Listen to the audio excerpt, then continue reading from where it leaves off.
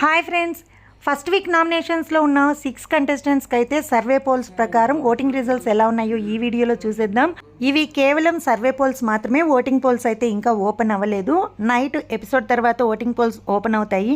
So ఈ survey poles ప్రకారం చూసుకుంటే విష్ణుప్రియ అయితే ఆల్మోస్ట్ అన్నిట్లో టాప్ 1 ప్లేస్లో ఉండగా, నాగమణికంఠ అయితే సెకండ్ ప్లేస్లో ఉన్నాడు.